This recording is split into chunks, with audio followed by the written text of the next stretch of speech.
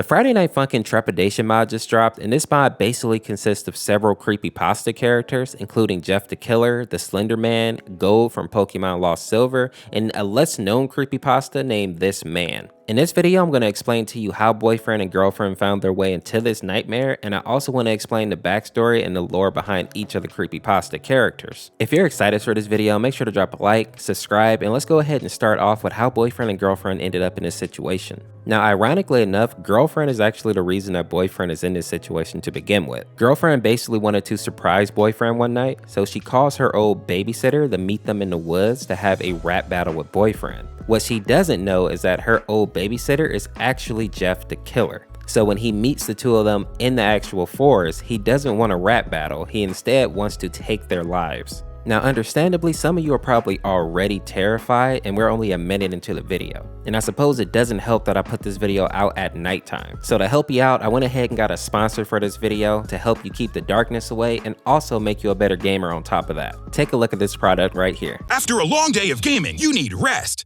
And now you can get it with X-Sheets, the only LED-powered bed sheets made for gamers. Enjoy maximum nighttime visibility and supercharge your circadian rhythm. 13 million lumens of soothing night glow. Enhance your resting alertness with preset options. Now with motion alarm, know when you're awake. Available now at Extreme Red. I'm kidding, by the way. Our real sponsor is actually Reidd Shadow Legends. Now, Reidd Shadow Legends has completely taken over and gaming will never be the same again. Reidd is the first game to actually bring a true console level experience to your phone. They set the bar so high that there's literally no going back. With hundreds of artifacts to equip and over 600 champions blessed with unique skills, you can build your team, develop your champions, and raid your way. Make sure to use the QR code on the screen here or the link below to download Reidd yourself to your mobile phone, or you can be like me and play on your PC. Now, personally, my favorite part of Reidd Shadow Legends so far is definitely the campaign. You all know that I love lore and backstory, and Reidd Shadow Legends does a great job of actually pulling you into the lore and getting you engaged in the actual campaign. And it does something that I haven't seen in most mobile games, and that's actually have voice acting, which is amazing.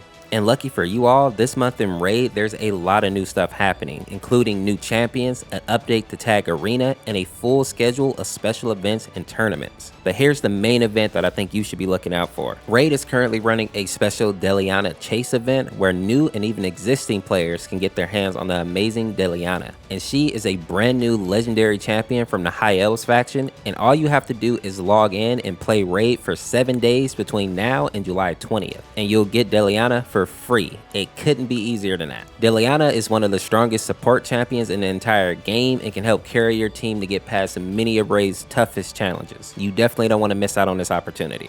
If that wasn't enough for my new players, once you actually log into Reidd Shadow Legends, all you have to do is use promo code MyDeliana and you'll get your hands on a 50 XP brew to max your legendary hero Deliana to level 50, as well as a ton of silver. Promo code is available from May 23rd to July 20th.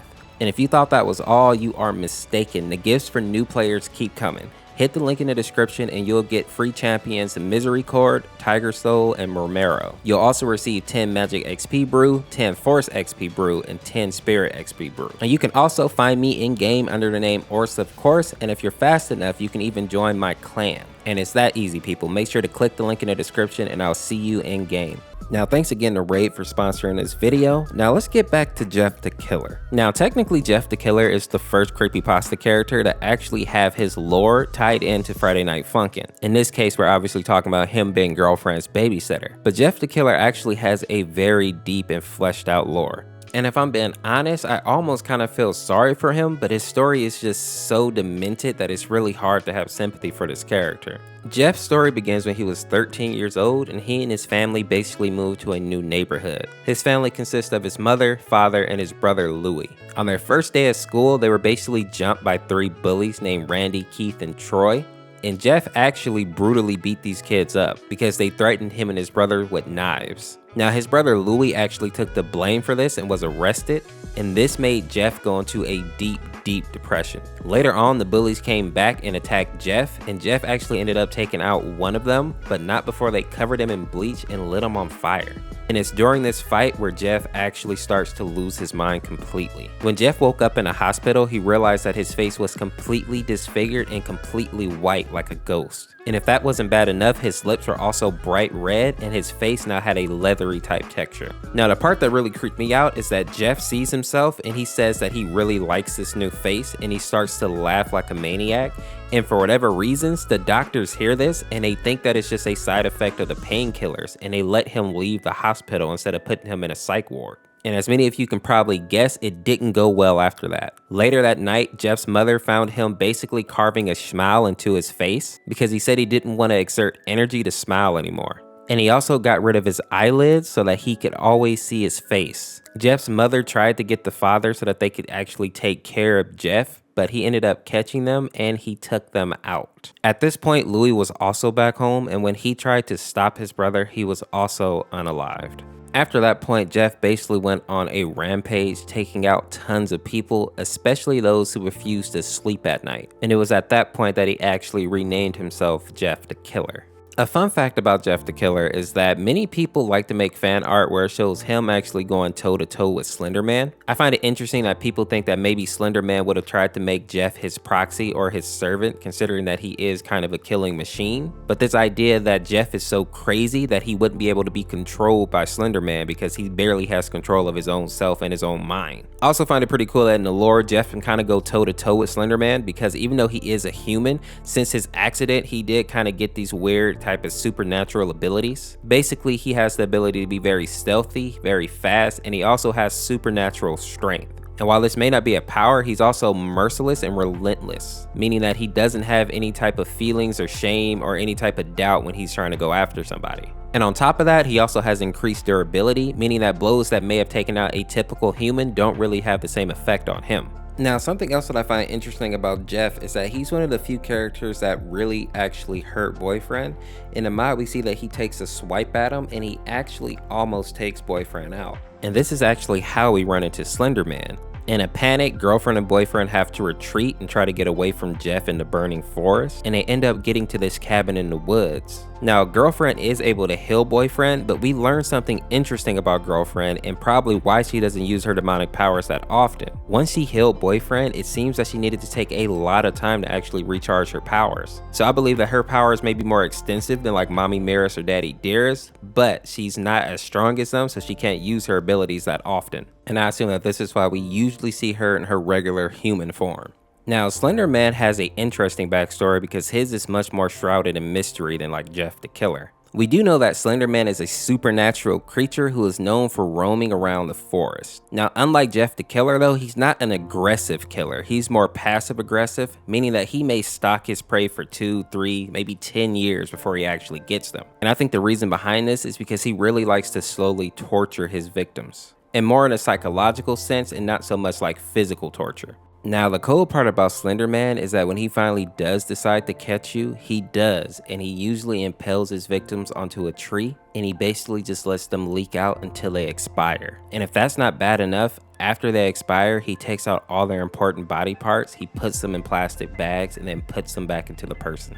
The only bright side of having Slenderman after you is that electronics usually pick up his signal or when he's around, so like cameras, televisions, radios will start to act up when he's in the location, meaning that at least people will have a chance to try to get away, or they're at least aware of his presence. But it has to be known that Slenderman is definitely never been portrayed as a good person or a helper in any which way or form, so if he is near you, he's probably trying to make you go crazy or worse. Now, some of you may be wondering, who are the two people that accompany Slender in the actual Friday Night Funkin' mod? And these people are actually Masky, who's in the brown jacket, and Hoodie, who's obviously in the hoodie. Now, these two characters used to actually be normal people, but they ended up becoming Slenderman's proxy, meaning that they're basically servants to Slenderman now, and they do his bidding.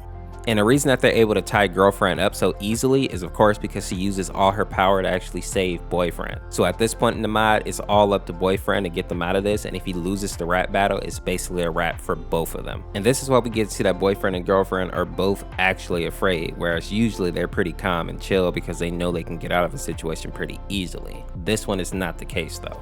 The next character that we need to talk about is going to be Gold, aka Ethan, and he's one of the main protagonists in the Pokemon series, and it's also the main character in the creepypasta called Pokemon Lost Silver. Now, for those of you that don't know, the Lost Silver creepypasta actually revolves around a Game Boy Color cartridge for the game Pokemon Silver that happens to be haunted.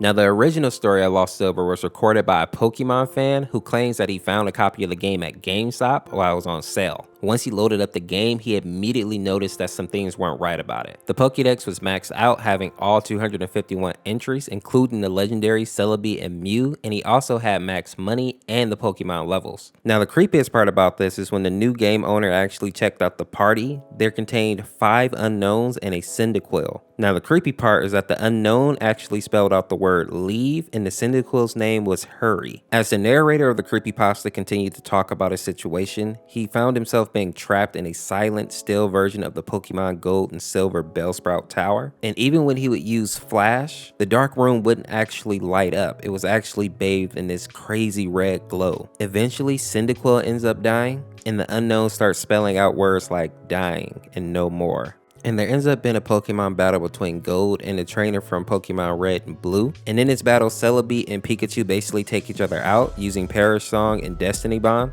And this is why in the Trepidation mod, we see the sad floating body of Celebi. And in a lot of the thumbnails YouTubers have been using, we see that they actually have a sad version of Pikachu. That is definitely in the game files, and it's a direct reference to the battle that they have in the actual creepypasta.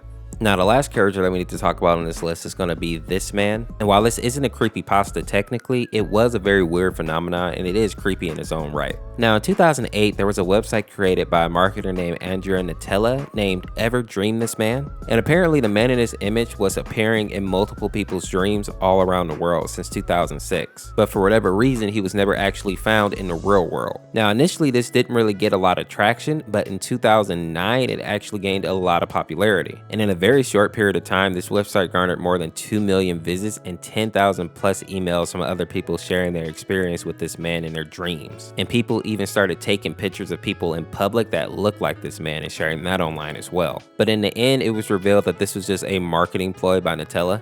And to some degree it worked because it garnered a lot of global attention. Now, the reason that I think in the mod this face is so creepy and is making all these very disturbing faces is because a lot of people, when they said they saw this man in their dreams, he was actually not nice. He was very violent or abusive in some way. While not everybody had this experience with him, a lot of people did report that. So he was more like a nightmare figure as opposed to some type of good person. If you enjoyed this video, make sure to head over to the second channel and react to the full mod with me. Or check out this video where I fully explain the new Bunzo Bunny mod. As always, people, thank you for watching. This is Orseofkorse. Make sure to like and subscribe, and we'll see you tomorrow with another video. Peace, peace.